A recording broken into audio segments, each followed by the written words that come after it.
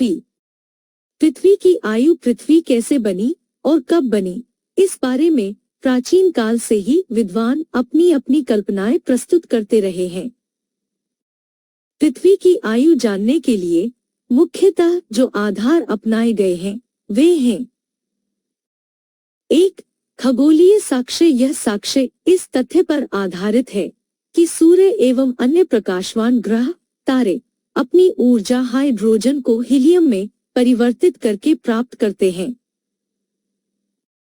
इस विधि के अनुसार पृथ्वी की आयु 4500 करोड़ वर्ष मानी जाती है। 2. भूवैज्ञानिक साक्ष्य। इसके अंतर्गत समुद्र की लवणता को आधार बनाकर पृथ्वी की आयु का निर्धारण किया जाता है। इसके अनुसार पृथ्वी की उत्पत्ति सागरों की उत्पत्ति के 3 करोड़ वर्ष बाद हुई थी।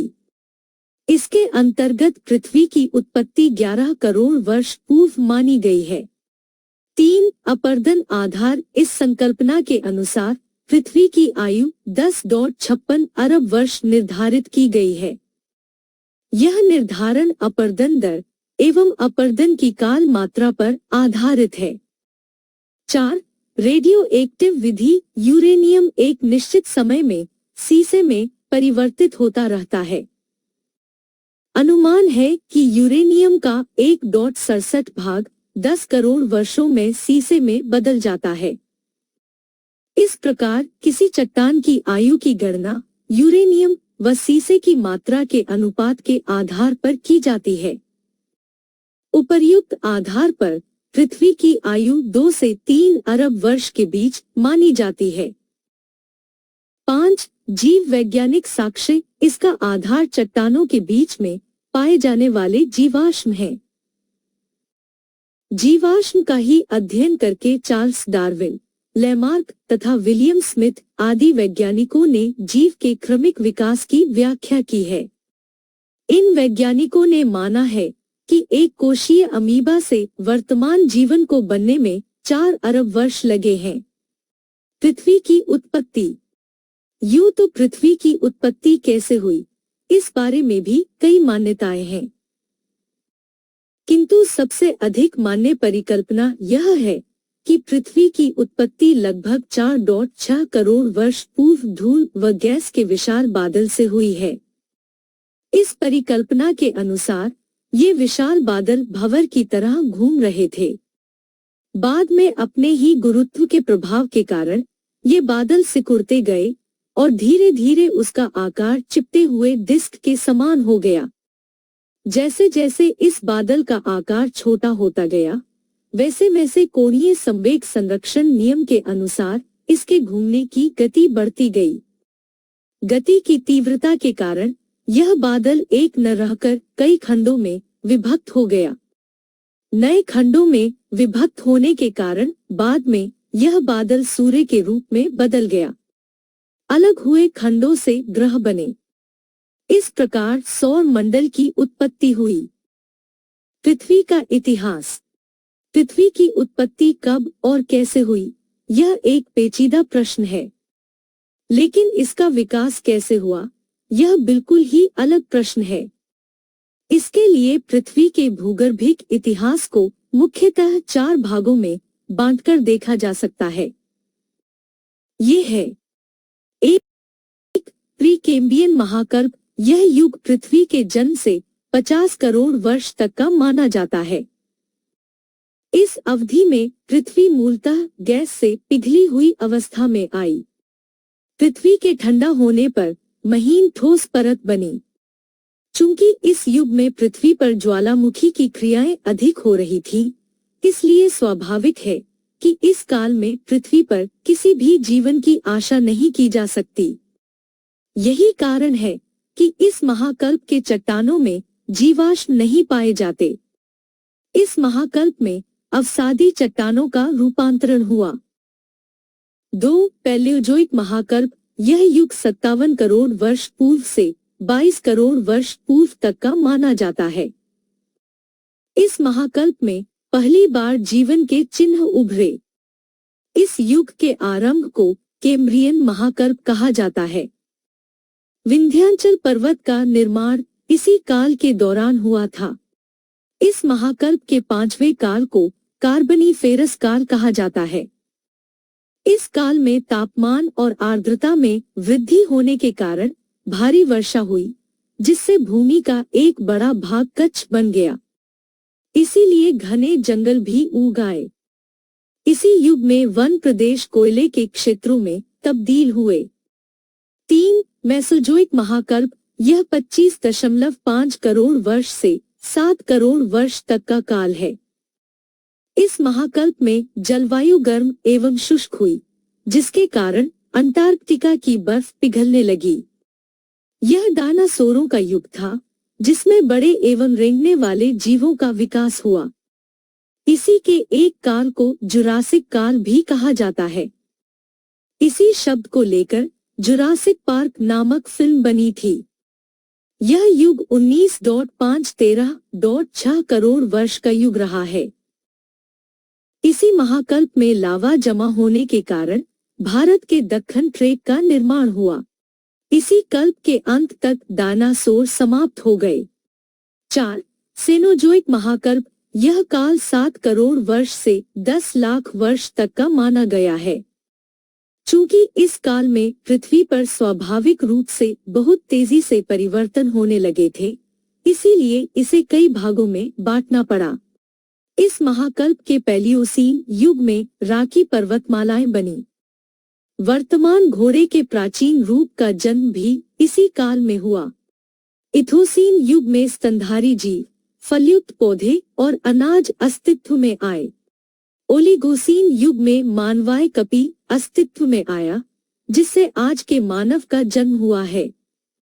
मायोसीन युग में व्हेल मछली तथा बंदर जैसे स्तनधारी पैदा हुए। 10 लाख वर्ष से 10,000 वर्ष पूर्व तक का काल हिम युग के नाम से जाना जाता है, क्योंकि इस युग तक आते आते पृथ्वी पर तापमान बहुत कम हो गया था, जिसके कारण अधिकांश हिस्से पर बर्फ की चादर जमा हो गई थी। बर्फ की अधिकता के कारण बड़े बड़े जीव नष्ट हो गए तथा जो बचे उनके शरीर पर बाल उग आए। वातावरण की अनुकूलता के कारण इस युग में पक्षियों तथा स्तनधारी जीवों का तेजी से विकास हुआ। 10,000 वर्ष पूर्व से अब तक का काल होलोसीन युग के नाम से जाना जाता है। इस युग की विशेषता है प्रकृति एवं मनुष्य के पारस्परिक संबंधों का विकसित होते जाना। औद्योगिकीकरण तथा जनसंख्या के निरंतर दबाव के कारण प्रकृति और मनुष्य के बीच का यह स्वाभाविक संतुलन धीरे धीरे नष्ट हो रहा है। वायुमंडल में कार्बन डाइऑक्साइड की मात्रा बढ़ने से लगातार तापमान में वृद्धि हो रही है। इससे एक बार फिर से अंटार्कटिक प्रदेशों के पिघलने का खतरा पैदा हो गया है। अनेक जहरीली गैसों के कारण वायुमंडल की ओजोन की परत फटकर लगातार फैल रही है। वनस्पति की लाखों प्रजातियां तो वन्य जीवन डायनासोर की तरह विलुप्त हो गई हैं। इससे प्रकृति एवं जीवों की श्रृंखलाएं तथा एक दूसरे से जुड़े हुए संबंध भी बाधित हुए हैं। नदियों का प्रदूषण समुद्री जीवों के विनाश का कारण बन रहा है। ऐसी स्थिति में यह आशंका करना बहुत गलत नहीं होगा कि यदि पर्यावरण में पैदा किए जा रहे इस असंतुलन को रोका नहीं गया तो 50 करोड़ वर्ष से धीरे धीरे विकसित होती आ रही इस पृथ्वी का वर्तमान स्वरूप खतरे में पड़ जाएगा। पृथ्वी की आंतरिक संरचना। पृथ्वी के ऊपरी भाग में व्याप्त वायुमंडल में तो प्रवेश करना संभव है और मनुष्य बृहस्पति ग्रह तक की यात्रा कर आया है, लेकिन पृथ्वी के ठोस चरित्र के कारण उसके अंदरूनी भागों में पहुंचना संभव नहीं हो सका है।